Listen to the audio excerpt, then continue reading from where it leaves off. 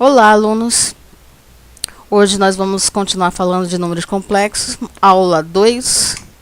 Na aula passada nós definimos aí o conjunto ou corpo dos números complexos como um par ordenado. Então hoje nós vamos falar da unidade imaginária. Para compreendermos a imersão do conjunto dos números reais, consideremos o conjunto R' formado pelo conjunto desses pares ordenados aqui, onde nós vamos pegar o AB, que pertence ao conjunto dos números complexos, e esse B sendo sempre igual a zero.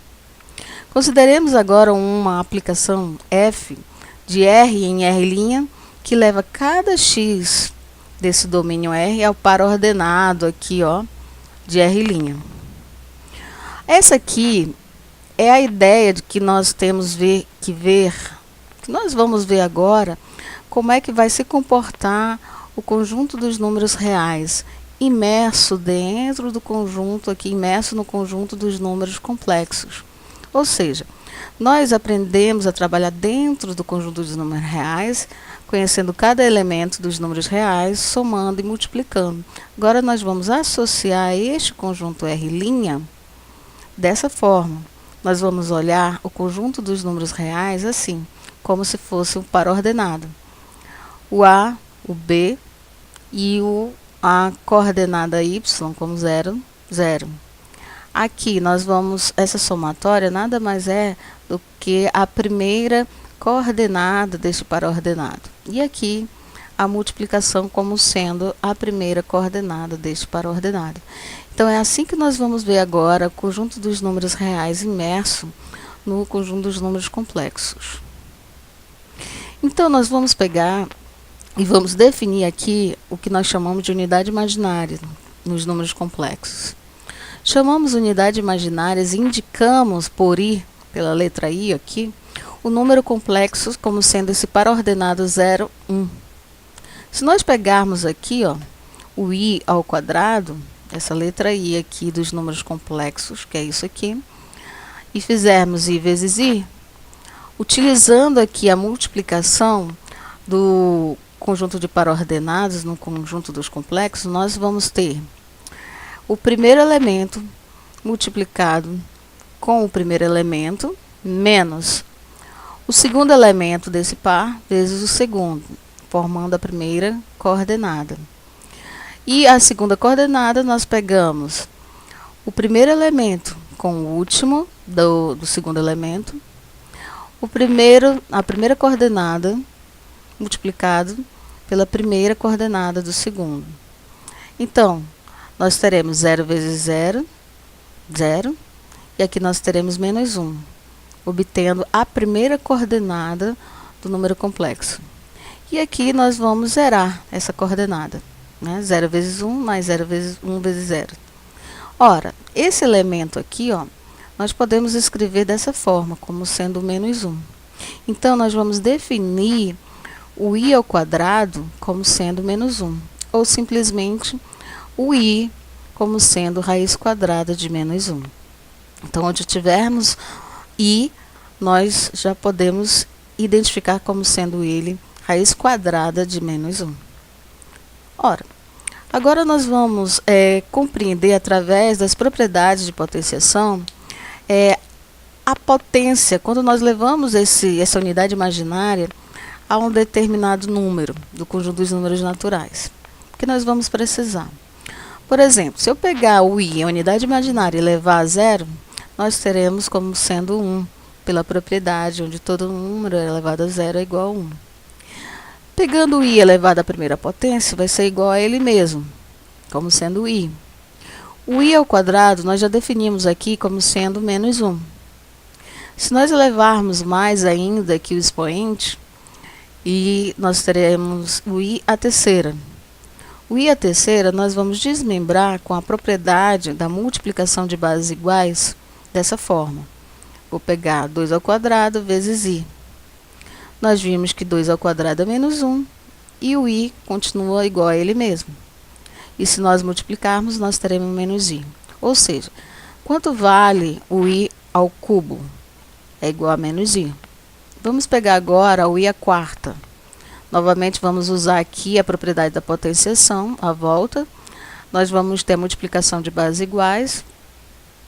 Nós temos i ao quadrado, i ao quadrado. Vimos que i ao quadrado é igual a menos 1. Então, quando nós multiplicarmos menos 1 vezes menos 1, nós vamos obter o número 1. Vamos elevar novamente aqui o expoente da minha potência. 5 à quinta. Por que a gente está fazendo isso? Porque nós vamos fazer aqui uma verificação que vai acontecer com esse expoente. Desse i elevado a 0, a 2, a 3, a 4, a 20, a 1000 e etc. Né? Então, o i à quinta, aqui continuando, nós vamos usar novamente a propriedade da multiplicação de potências de bases iguais, desmembrando os expoentes. Nós vamos ter como i à terceira, que nós já vimos aqui que é menos i, o i ao quadrado como menos 1, multiplicando, nós teremos i.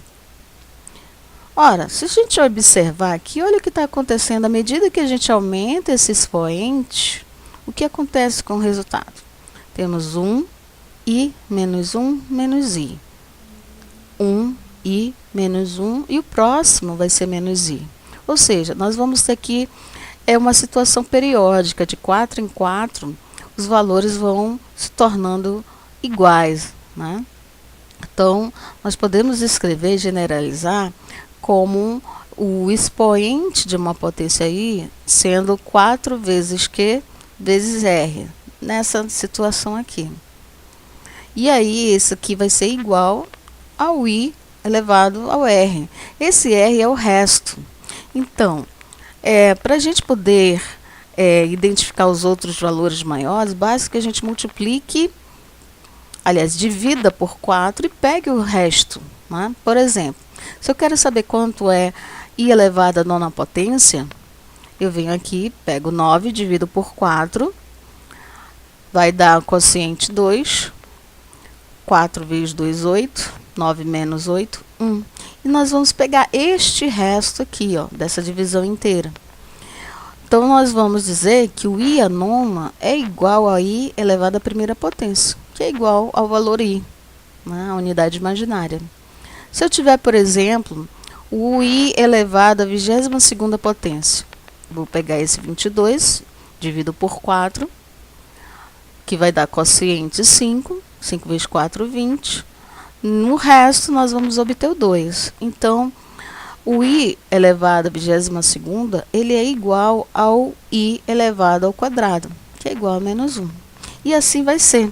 Você vai sempre dividir por 4 essa potência, que não vai modificar o resultado desses aqui que aparece. Ó, 1, i menos 1, menos i. Aí tem 1, i menos 1, menos i, e etc. Tá? Vamos pegar aqui um outro exemplo. Se eu quiser, por exemplo, somar esses dois termos aqui, 2i mais i elevado à quarta. Ó, o 2i, a gente não tem muito o que fazer, é igual a ele mesmo. Agora, o i elevado à quarta, nós podemos dividir por 4 aqui, que o resto vai dar 0. Então, i elevado a 0, nós sabemos que é 1. Então, a resposta aqui é 2i mais 1, porque esses termos aqui, eles não são semelhantes, então não dá para a gente reduzir a um termo só. Na verdade, isso aqui é um número apenas, né? Isso aqui é 1 mais 2i, isso aqui é um número complexo. Na próxima aula, nós vamos ver sobre a forma algébrica do conjunto dos números complexos. Nós vamos aprender a somar, multiplicar e etc. Te aguardo lá na próxima aula. Tchau, tchau.